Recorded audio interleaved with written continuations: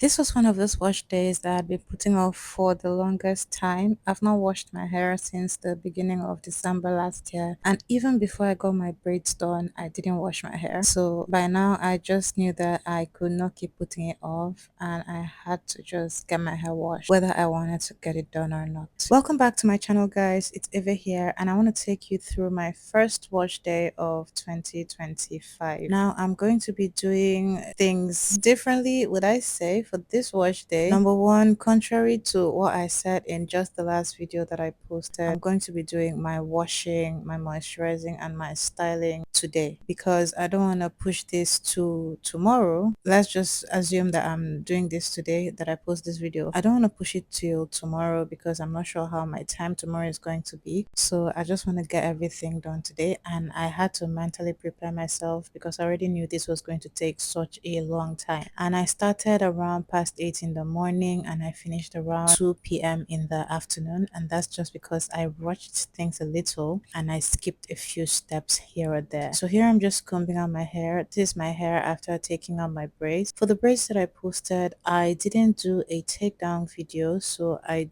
really didn't do much content with those braids, but I did get the braids taken off and I didn't wash my hair between then and now. So this is me washing my hair after taking the braids off. I had the braids in for almost 3 weeks, and like I said, I had to mentally prepare myself for this video. I'm even using cold water to wash my hair. Our water is not running, so I have a scoop to scoop my water and pour in my hair. Guys, I really didn't want to do this, but I had to get it done because I'd been putting it off for the longest time. So there are some things that you just put off and put off and put off, and eventually you just have to avoid putting off any longer and just get the thing done. And I had thought of going to the salon to get my hair washed, but one thing or the other, I ended up not doing that. So this is me washing the hair. So to wash my hair, I've mentioned I started with cold water. The water was quite cold, and usually I'd advise, if you want to start washing your hair, you should start with warm water and maybe finish off with cold water. You can see the water coming out of my hair already. My hair was quite dirty. This was about a month plus of not washing, about 6 weeks since my last wash. So I just started off with cold water and I washed my hair in 4 sections like this. I'm starting off with a cleansing shampoo, and I'm using this shampoo from Head and Shoulders. Anytime I want an intense cleanse, I always try to use something with sulfate like this one here. Head and Shoulders has great shampoos that also help to minimize dandruff, itching, flaking, and all those kinds of things. So I started off with this and I applied the shampoo to the sections of hair one by one. I kept my use of a comb or detangler minimal for this wash day. So I tried to work with my hands as much as possible, using my fingers to massage my scalp and also walk through my hair from my roots to my ends.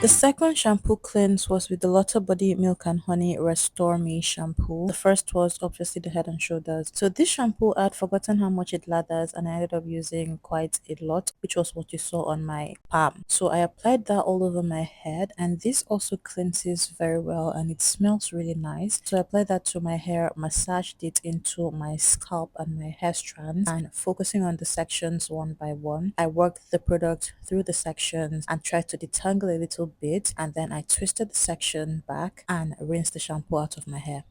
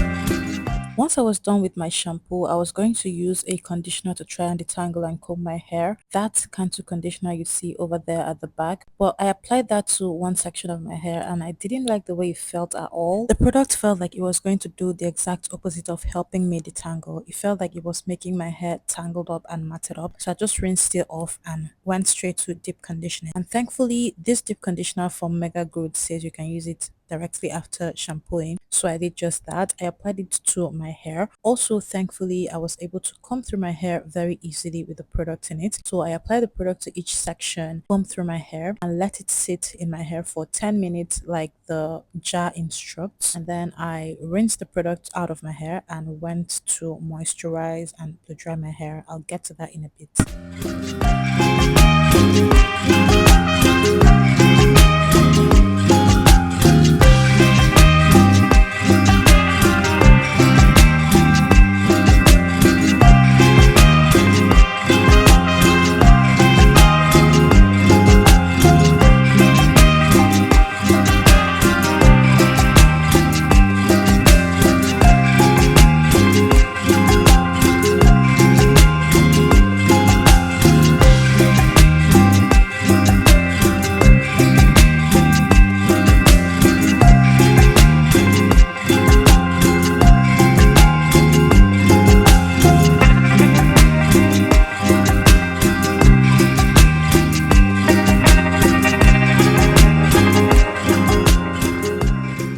To get my moisturizing done, I used some products like the leave-in conditioner from Bellstar Naturals, which is this one. I also used the whip shea butter from my brand EO Naturals, and I sealed with my oil blend, which is a mixture of amla oil, argan oil, coconut oil. So I just kept it very simple. As you can see, I'm still working with these four sections. The reason I'm using a bunch of different products is because most of my products have run out, so I need to restock from the same brands. So I just worked with what I had in the house and I was able to get the job done regardless. A lot of the products that I use are very okay with 4B, 4C hair, low porosity hair, and they help me retain moisture for a long time. They help to condition my hair, they help to strengthen my hair strands, they help to keep my hair moisturized for at least a week, and they help to make my hair remain healthy and in good form until the next time I will need to moisturize or wash the hair.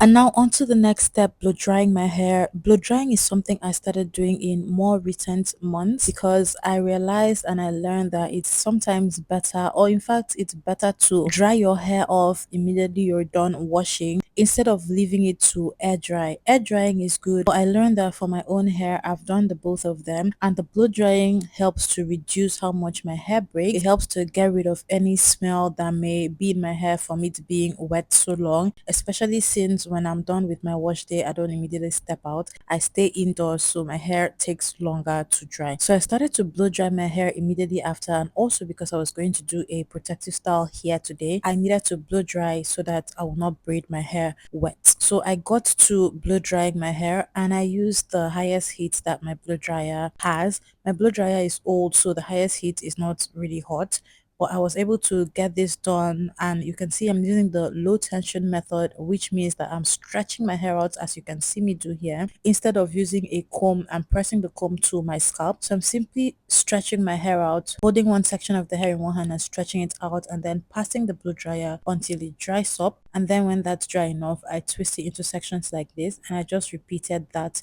for all of my hair. Now this video got really long, so I had to split it into the moisturizing, the blow drying, the washing, and then there is the protective style. So I'm just going to keep the protective style for the next video that I do, so that I can find a topic to talk over that protective style and then post it for you guys.